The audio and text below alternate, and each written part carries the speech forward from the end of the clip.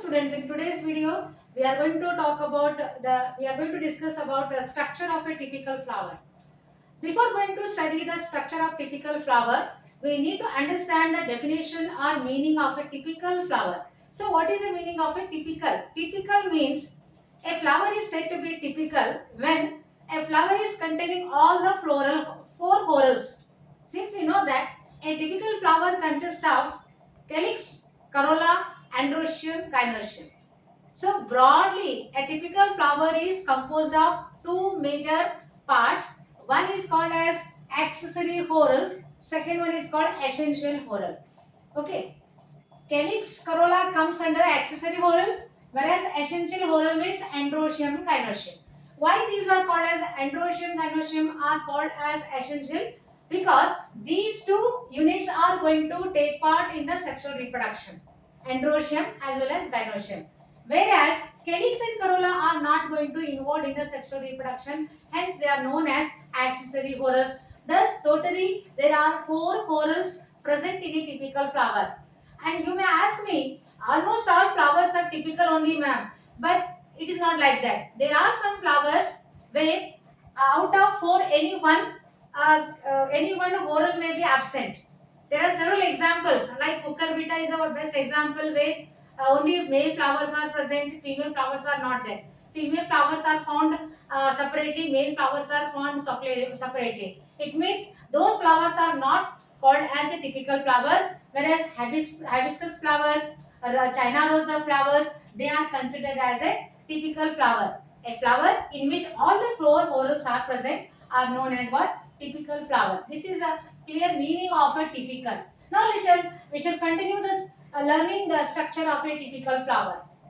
An angiospermic flower, as I told you, it is composed of a pedicellate flower. Pedicel is the stalk of the flower. The outermost whorl is called as calyx, and the units of calyx are called as sepals, and they are usually green in color, and their main role is to protect the flower in a bud condition. Second whorl is called as corolla.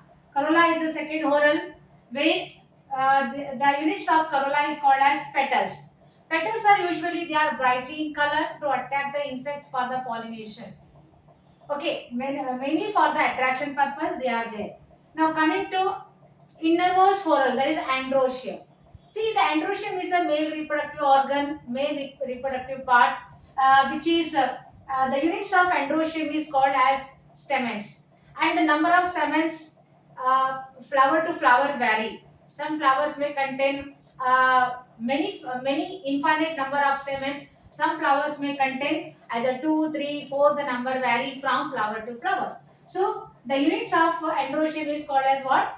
That is stamens. And after stamens, gynoecium. So gynoecium is also otherwise also called as carpel or pistil. It is a female reproductive part composed of stigma, style, ovary. So stigma is the receptacle part on which the pollen grain is going to fall. Style is a slender, elongated structure through which the pollen tube is going to enter. And ovary is a bulged portion within which the ovules are present.